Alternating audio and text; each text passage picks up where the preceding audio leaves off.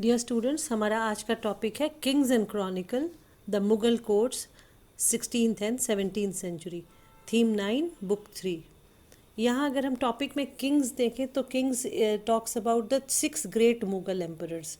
कौन कौन से 6 ग्रेट मुगल एम्परर्स हुए थे? बाबर, हुमायूं, अकबर, जहांगीर, शाहजहां एंड औरंगजेब। और क्रॉनिकल्स अगर हम देखें तो क्रॉनिकल्स का मीनिंग है the genre of Mughal text. जो लेटर हिस्टोरियंस ने इसका नाम, जो मुगल टेक्स्ट लिखे गए जिसमें मुगल्स की हिस्ट्री जो कोर्ट हिस्टोरियंस ने लिखा था उसको मॉडर्न हिस्टोरियंस ने नाम रखा क्रॉनिकल्स। और क्रॉनिकल्स का मतलब कंटिन्यूअस क्रोनोलॉजी ऑफ इवेंट्स। एक तरह से ये टाइम लाइन था कि वन आफ्टर द अदर कौन कौन से इवेंट्स हुए। इसमें हम पाएंगे कि मुगल रूलर्स जो थे they claimed divine will to rule and this grand vision was transmitted through writing of dynastic history. Chronicle का या टेक्स्ट का सबसे बड़ा इंपॉर्टेंस ये होता था कि जो मुगल्स थे वो किस तरह से रूल करना चाहते हैं उसको ट्रांसमिट किया जाता था इस टेक्स्ट के द्वारा। उसके बाद मुगल जो थे उन्होंने उनके कोर्ट में हिस्टोरियंस थे जिनको कहा जाता था to record event of emperors time and to give information to govern properly. तो ये दोनों काम करते थे कि एम्परर के समय में जो जो इवेंट्स हो रहे थे उसको वो एक्सप्लेन करके लिखते थे और गवर्नेंस के बारे में भी लिखा करते थे। Now if we see the importance of chronicles, तो ये क्या था? क्रॉनिकल्स का सबसे ज़्यादा इम्पॉर्टेंट था, it was a source of factual information of Mughal state. कौन कौन से एक्टिविटीज़ या कौन कौन से इवेंट्स या क्या क्या होता था मुगल स्टेट में, उसका फैक्चुअल इन्फॉर्मेशन का सबसे अच्छा जो सोर्स था वो ये टेक्स्ट होता था जिसको क्रॉनिकल कहा गया। And it also conveyed the meaning of Mughal rule as the rulers wanted, that is the imperial ideologies. Mughal rulers के जो सेट ऑफ आइडियोलॉजीज़ थे, जो सेट ऑफ उनके वैल्यूज़ थे, उसको वो किस तरह से लोगों तक पहुंचाना चाहते थे उसका भी काम ये टेक्स्ट करते थे। चैप्टर को हम 3 पार्ट में डिवाइड करेंगे। पहला पार्ट हमारा इंट्रोडक्शन का होगा और मेकिंग ऑफ मैन्युस्क्रिप्ट के बारे में हम जानेंगे कि जो मैन्युस्क्रिप्ट्स बनी थी जिनसे टेक्स्ट लिखे गए थे वो कैसे बने थे। और सेकंड हम पार्ट जो चैप्टर का है उसमें अबुल फजल के जो टेक्स्ट जो ताईन अकबरी है उसके बारे में पढ़ेंगे। और जो third part of the chapter है वो है case study of different policies and activities of Mughal court या मुगल एडमिनिस्ट्रेशन के अंडर हमें आने वाले उनकी जितनी भी पॉलिसीज़ थी, जैसे रिलीजियस पॉलिसी थी, फॉरेन पॉलिसी थी और चीज़ें थी, उनके कोर्ट की एक्टिविटीज़ थी, वो उन सब के बारे में हम थर्ड पार्ट में पढ़ेंगे। तो पहले शुरू करते हैं हम इंट्रोडक्शन से। पहले हम जानेंगे कि मुग़ल वर्ड कहाँ से आया। मुग़ल वर्ड यूरोपियंस ने रखा था और ये मुग़ल वर्ड मंगोल्स से आया था।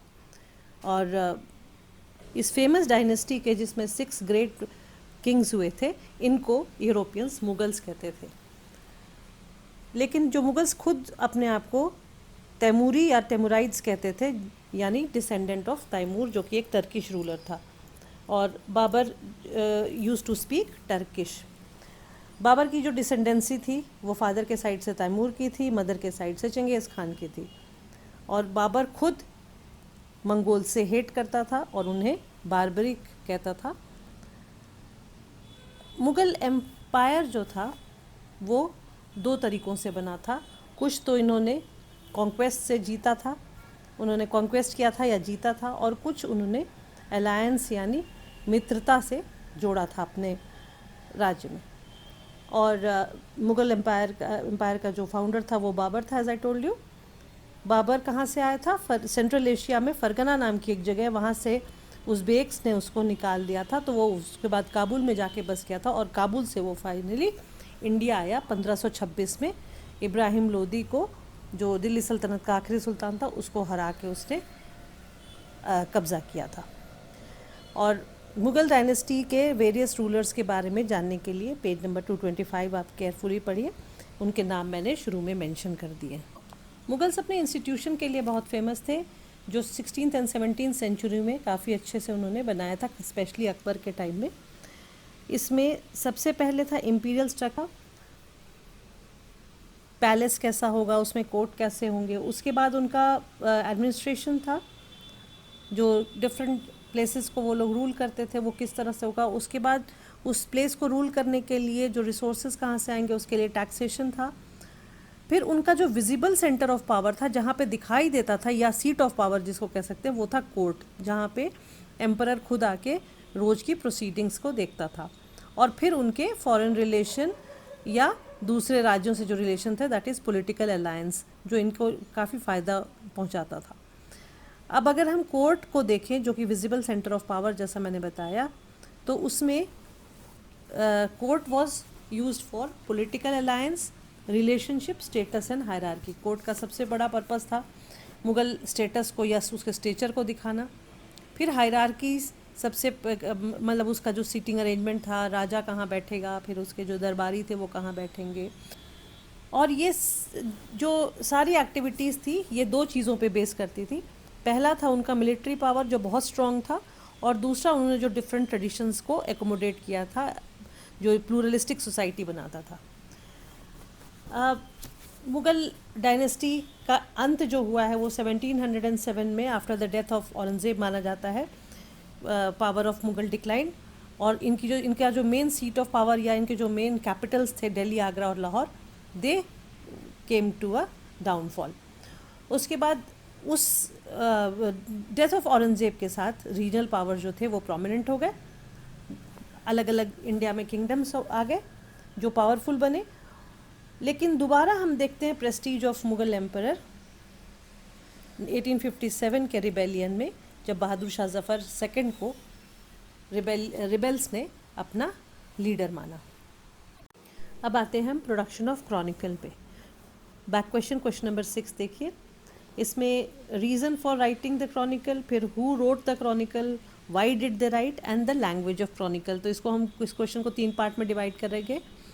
पहला है reason why the chronicles were written. इसके वेरियस रीजंस थे। सबसे पहला है कि it became the important source of study of empire and its court. इन टेक्स्ट से ही हमें आज भी पता चलता है कि मुगल एम्परर जो थे वो अपना कोर्ट या अपना जो राज्य थे वो कैसे चलाते थे। Second, it also project the vision of king and his kingdom, क्योंकि वो पेड हिस्टोरियंस थे जो लिखा करते थे ये टेक्स्ट, तो राजा के बारे में डिपिक्ट किया करते थे या राजा के बारे में मेंशन किया करते थे कि उनका राजा का विजन क्या है और वो किस तरह से अपना कामकाज करता है। थर्ड था, it conveys the strength and power to those who resisted. इन टेक्स्ट में ये भी मेंशन किया गया है कि मुगल्स इतने स्ट्रांग हैं कि उनको जो रेजिस्ट करेगा वो नहीं बचेगा। And the fourth part was they wanted to leave it for future as an example. अपना इतिहास लिखवा के वो आगे आने वाली जनरेशन को, जो मुगल्स थे, वो दिखाना चाहते थे कि वो कितने महान थे और उनको कैसे एग्जाम्पल के रूप में लिया जा सकता है। ना who wrote the Chronicle and Y did they right. जो कोर्ट हिस्टोरियंस थे वो लिखा करते थे क्रॉनिकल, और क्रॉनिकल में क्या था, events around ruler, his family, nobles and court. Main उसका जो सेंट्रल कैरेक्टर जो टेक्स्ट का होता था वो रूलर था, उसकी फैमिली थी, उसके आसपास जो नोबल्स थे और उसकी जो कोर्ट एक्टिविटीज़ थी, और उसके अलावा रूलर का जो वॉर एंड एडमिनिस्ट्रेटिव एक्टिविटीज़ थी उसको भी मेंशन किया गया या उसको भी एक्सप्लेन किया गया है। इसमें एग्जाम्पल है अकबरनामा, शाहजहांनामा, आलमगीरनामा। ये कुछ नाम है इन टेक्स्ट के या इन क्रॉनिकल्स के। लैंग्वेज क्या था क्रॉनिकल का? क्रॉनिकल्स जो थे वो पर्शियन में लिखे जाते थे, जो कि दिल्ली सल्तनत का कोर्ट लैंग्वेज था, और उसमें उसके बाद पर्शियन के अलावे हिंदवी भी कहीं कहीं पे यूज़ की गई है। बाबर खुद टर्किश था, जिसको चगताई टर्क कहा जाता था। वो खुद पोएट्री और अपने मेमोयर टर्किश भाषा में ही लिखा करता था। अकबर जब आया, आफ्टर हुमायूं, जब अकबर ने अपना रेन संभाला, तो उसने कोर्ट लैंग्वेज को इंट्रोड्यूस किया, पर्शियन लैंग्वेज को। और उसका क्या रीज़न था? Cultural and intellectual relation with Iran and Iranian and central Asian migrants in Akbar's court with position. 2 reason था पर्शियन को इंट्रोड्यूस करने का एज कोर्ट लैंग्वेज।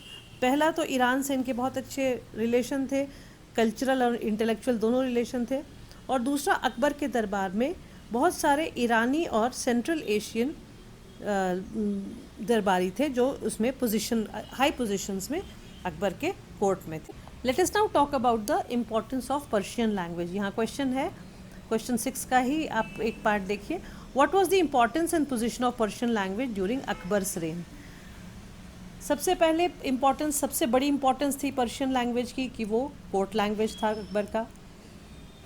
उसके बाद राजा और उसके जो रॉयल हाउस होल्ड था, राजा मतलब जो एम्परर था यानी अकबर खुद, और उसका रॉयल हाउस होल्ड, वो पर्शियन भाषा में बात करते थे।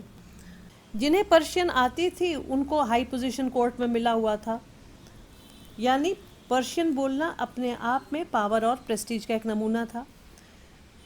फिर पर्शियन जो था वो लैंग्वेज ऑफ एडमिनिस्ट्रेशन था, यानी ऑफिस जितने भी क्लर्क थे, अकाउंटेंट्स थे या उनके और अदर फंक्शनरी थे, सब जो कोर्ट की भाषा थी वो पर्शियन थी और वो उसी में काम करते थे। उसके बाद when not used it's vocabulary and idiom influence regional language like Rajasthani and Marathi and Tamil, Persian became Indianised. जहाँ जहाँ पर्शियन भाषा नहीं बोली जाती थी, प्योर पर्शियन भाषा, वहाँ वहाँ पे पर्शियन भाषा के जो इडियम्स थे या उनके जो फ्रेजेस थे वो यूज़ होते थे। जैसे राजस्थानी, मराठी और तमिल जहाँ भाषा बोली जाती थी वहाँ पे पर्शियन भाषा के इडियम्स को अपने रीजनल लैंग्वेज में यूज़ किया जाता था। अकबरनामा पर्शियन में लिखा हुआ था। बाबरनामा को ट्रांसलेट कर दिया गया था। जो बाबरनामा जो पहले इनिशियली टर्किश में था, बाद में उसको पर्शियन में ट्रांसलेट कर दिया गया था। और आगे जाके महाभारत और रामायण को भी पर्शियन में ट्रांसलेट करवाया गया था। महाभारत का नाम था रज़्मनामा। रज़्मनामा मतलब बुक ऑफ वॉर्स। अब जानते हैं कि क्रॉनिकल्स बनते कैसे थे। क्वेश्चन नंबर 1, बैक क्वेश्चन अगर एनसीईआरटी का आप देखें तो क्वेश्चन है describe the process of manuscript production in the Mughal court, that is making of manuscript. Manuscript क्या था? हैंड रिटन जितने भी टेक्स्ट थे उनको मैन्युस्क्रिप्ट कहा जाता था। और the centre of manuscript production was called किताब खाना या स्क्रिप्टोरियम। लेकिन यहाँ किताब खाना मतलब लाइब्रेरी नहीं है, जहाँ प्रोडक्शन होता था, जहाँ बनते थे मैन्युस्क्रिप्ट, उनको कहते थे। The place where emperors manuscript were kept and new manuscript were produce, यानी किताब खाना वो जगह थी जहाँ पे मैन्युस्क्रिप्ट प्रोडक्शन होता था, एम्परर के मैन्युस्क्रिप्ट्स रखे जाते थे और नए मैन्युस्क्रिप्ट्स बनते थे। नाउ हु क्रिएटेड मैन्युस्क्रिप्ट और हु मेड मैन्युस्क्रिप्ट्स, इसमें काफ़ी सारे लोग इन्वॉल्व थे, 5 तरीके के लोग इन्वॉल्व थे। अगेन क्वेश्चन नंबर 1 का ही इस पार्ट है। पहले थे पेपर मेकर्स जो पेपर्स बनाते थे, who prepared folios for manuscript. उसके बाद कैलीग्राफर्स या स्क्राइब्स जो लिखने वाले लोग होते थे, जो कॉपी करते थे टेक्स्ट को। उसके बाद गिल्डर्स होते थे, who illuminated the pages, pages को सजाने का काम, उसको डेकोरेट करने का काम था, उनको गिल्डर्स कहते थे। और जो मिनिएचर पेंटिंग्स या इलस्ट्रेशंस करते थे उनको पेंटर कहा जाता था। फिर होते थे, जब सब कुछ हो गया तो बुक बाइंडर्स होते थे, वो set folios from with ornamental covers. Book binders जो थे वो मार्जिन सुंदर बनाते थे, उसको अच्छे से बाइंड करते थे। And what did the finished manuscript indicate, जब बन जाता था तो वो कौन सा फॉर्म लेता था वो मैन्युस्क्रिप्ट जो था, जब टेक्स्ट बन जाता था? It use to be a very precious object, it was a work of intellectual wealth and beauty and it showed power of its patron. Patron कौन थे? जो एम्परर्स थे, जो लिखवाते थे, जो मनी प्रोवाइड करते थे उसको प्रिपेयर करने के लिए, तो उनका पावर दिखाता था उन बुक के जो बन के तैयार होती थी मैन्युस्क्रिप्ट। और उसके बाद जो लोग लिखते थे, जो अपने इंटेलेक्ट को यूज़ करते थे और उसकी खूबसूरती को दिखाते थे, जो लोग उसको प्रिपेयर करते थे, और ये सब मिला के it use to become a very precious object. यहाँ एक और क्वेश्चन है कि मैन्युस्क्रिप्ट प्रोड्यूसर्स जो थे उनके वर्क को रिकग्निशन कैसे मिलती थी? How were their work recognised? सबसे पहले उनको टाइटल्स और अवार्ड्स मिलते थे। उसके बाद जो हाईएस्ट अवार्ड था वो कैलीग्राफर एंड पेंटर्स को मिलता था। अगर आप फिगर 9.3 में देखें तो कश्मीरी एक कैलीग्राफर थे जिनका नस्तालिक जो था वो अकबर के फेवरेट कैलीग्राफर थे और उनको काफ़ी रिकग्निशन मिली थी। और एनोनिमस कौन रह जाते थे, किनका नाम नहीं होता था? पेपर मेकर्स और बुक बाइंडर्स का नाम नहीं होता था। कैलीग्राफी क्या थी? कैलीग्राफी अब यहाँ 1 मार्कर के लिए आप देख सकते हैं। कैलीग्राफी क्या थी? Art of handwriting and it was practised in different style such as Nastaliq as I just told you which was Akbar's favourite. फिर लिखा किससे जाता था? कलम से। पेन को कलम कहते थे और स्याही में उसको या उसको इंक में, जिसको स्याही कहते थे, उसमें डिप करके उसको लिखा जाता था। अब पेंटिंग के बारे में बात करते हैं, जो मैन्युस्क्रिप्ट्स का एक और बहुत मेजर पार्ट था। राइटिंग के अलावे images described events in visual form. Paintings की सबसे बड़ी इंपॉर्टेंस क्या थी कि जो नहीं भी पढ़ पाते थे वो विजुअल देख के समझ जाते थे। तो images were described events in visual form, an important part, it was a very important part of manuscript painting. Then pages were left blank by scribes for painting. जब लिखाई होती थी, जब कैलीग्राफर्स या स्क्राइब जो थे जब वो लिखते थे तो पेजेस साइड में खाली छोड़ देते थे, बाद में जो पेंटर्स थे उसमें पेंटिंग करते थे उस हिसाब से, उस इवेंट के हिसाब से। Paintings were miniature could be passed around two view. छोटी छोटी पेंटिंग्स बताते थे, बहुत फेमस उसको कहा जाता था मुगल मिनिएचर पेंटिंग्स। अब सिग्निफिकेंस क्या था पेंटिंग का? सबसे पहले it use to enhance the beauty of the book, वो बुक की सुंदरता को बढ़ाने के लिए। Then special power of communicating ideas, जो चीज़ आप रिटर्न में नहीं कर सकते, बता सकते या कम्युनिकेट कर सकते, उसको आप पेंटिंग के थ्रू कम्युनिकेट कर रहे हैं। और अबुल फजल खास करके उसको मैजिकल आर्ट कहते थे, the power to make inanimate object into life. Abul Fazal के हिसाब से कोई भी निर्जीव चीज़ या जिसमें जान नहीं है उसमें जान डालना हो तो पेंटिंग कर दी। अबुल फजल के रेफरेंस को आप सोर्स 1 में या क्वेश्चन नंबर 7 में देख सकते हैं, क्वेश्चन नंबर 7 बैक क्वेश्चन में, जिसमें तस्वीर टॉपिक से जो सोर्स नंबर 1 है। अब देखते हैं कि why painting became a source of tension between ruler and ulema. Painting जहाँ खूबसूरती बढ़ाने का काम करती थी या जहाँ पे उसको इम्पॉर्टेंट विजुअल फॉर्म मानते थे, वहीं पे उलेमा जो थे वो इसके अगेंस्ट थे। क्यों? क्योंकि वो मानते थे कि इस्लाम prohibits portrayal of human being, और इसमें उलेमा का ये भी मानना था कि आर्टिस्ट जो हैं वो they are trying to interfere in God's function. भगवान के क्रिएशन में किसी को इंटरफेयर करने का की ज़रूरत नहीं है या उसको हक नहीं है, इसलिए उलेमा were against the making of painting. अब ये प्रॉब्लम रिजॉल्व कैसे हुई? अकबर के टाइम में ही ये प्रॉब्लम राइज हुई थी, और अकबर और अबुल फजल दोनों इस फेवर में थे कि पेंटिंग को मैन्युस्क्रिप्ट का एक मेजर पार्ट होना चाहिए, लेकिन उलेमाज नहीं थे। तो ये रिजॉल्व कैसे हुआ? Interpretation of Sharia, that is Muslim law, change with the time and it was different by different social groups. उस समय के लोगों की जो मान्यताएं थी उस हिसाब से शरिया को लोगों ने इंटरप्रेट किया टू सूट पॉलिटिकल नीड्स।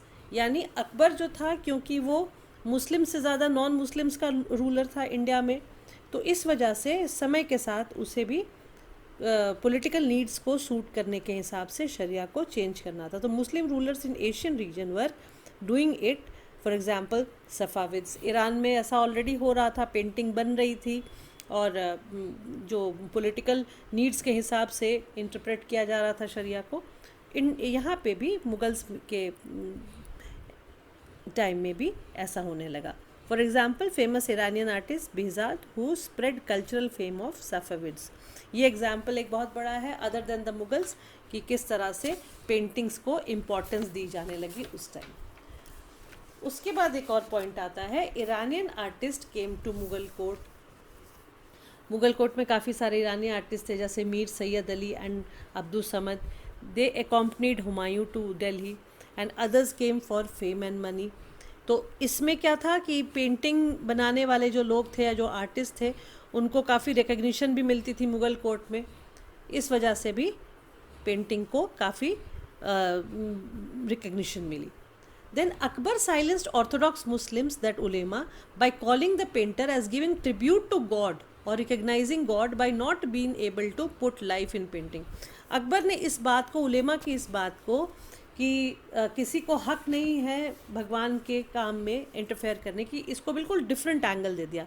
उन्होंने ये कहा कि जो पेंटिंग करते हैं वो एक तरह से भगवान को ट्रिब्यूट करते हैं या उनको प्रसाद चढ़ाते हैं, कि ये अच्छी तरह जानते हुए कि उनकी पेंटिंग हमेशा निर्जीव रहेगी और भगवान की तरह उन पेंटिंग्स में वो जान नहीं डाल सकते। तो ये एक बहुत बड़ा कंट्रीब्यूशन था अकबर का in recognition of painting, and this is how the problem was resolved. After discussing the making of manuscript and painting, which together created chronicles, let us move ahead with a case study of few of the chronicles and what exactly writer historians like Abul Fazl tried to portray in these texts. Manuscript और painting discuss करने के बाद अब हम chronicles की case study करेंगे जो अबुल फजल ने अकबर के लिए उनके कोर्ट में ख़ास तौर से लिखी थी। इसमें जिन टॉपिक्स को हम टच करने वाले हैं वो है अबाउट द एम्परर, यानी एम्परर के बारे में, ख़ास करके अकबर के बारे में, his court and capital, titles and gifts granted on his nobles and courtiers etcetera, royal house hold, मनसबदारी system जिसमें नोबिलिटी और आर्मी आती थी, provincial administration, record keeping, foreign relation and religious policy specially of Akbar. तो ये 8-9 topics जो हैं ये अबुल फजल ने काफ़ी एलैबोरेट तरीके से अपने क्रॉनिकल्स में या टेक्स्ट में लिखी है, जिसमें एम्परर के बारे में, उसके कैपिटल के बारे में, कहाँ कहाँ कैपिटल था, लाहौर, दिल्ली और आगरा में, फिर वो जो टाइटल्स देते थे, ग्रांट करते थे नोबल्स को और अपने बाकी कोर्टियर्स को, फिर उनका हाउस होल्ड यानी उनका जो पैलेस के अंदर जो उनकी फैमिली लाइफ वो कैसी थी, फिर मनसबदारी सिस्टम जो नोबिलिटी आर्मी की थी वो कैसे चलती थी, फिर स्टेट्स में यानी प्रोविंसेस में उनका एडमिनिस्ट्रेशन कैसे कैरी ऑन होता था, इन सब चीज़ों की रिकॉर्ड कीपिंग कैसे होती थी, बाहर के देशों से इनका रिलेशन कैसा था, और अकबर जो by nature he was a secular person, उसकी रिलीजियस पॉलिसी किस तरह की थी। अबुल फजल अकबर के नवरत्नों में से एक थे, जिन्होंने, जैसा मैंने बताया, ये क्रॉनिकल्स लिखने में जिनका सबसे बड़ी जिनकी कंट्रीब्यूशन है, और इन टेक्स्ट में या इन क्रॉनिकल्स में जो सपोर्टिंग मटेरियल था वो था मिनिएचर पेंटिंग, जो वेरियस आर्टिस्ट द्वारा बनाए जाते थे।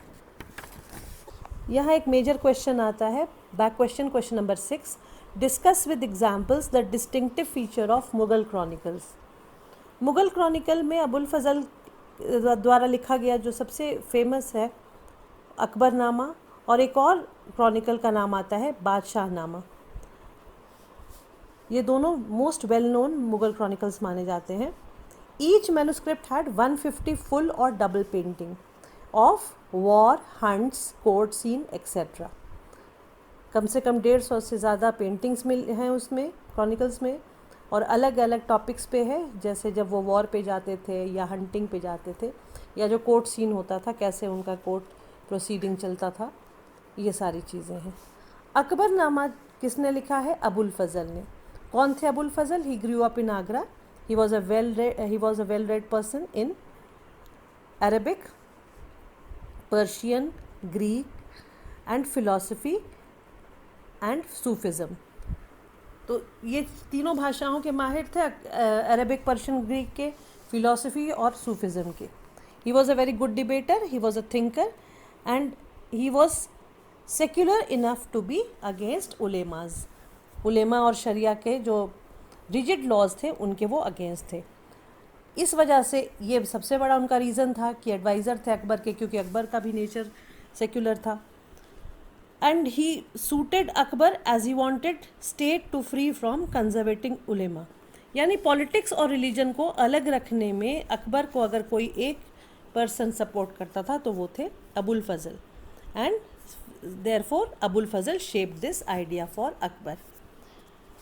From 1589 Abul Fazal worked on Akbarnama for 13 years। 13 साल तक उन्होंने अकबरनामा को शेप दिया।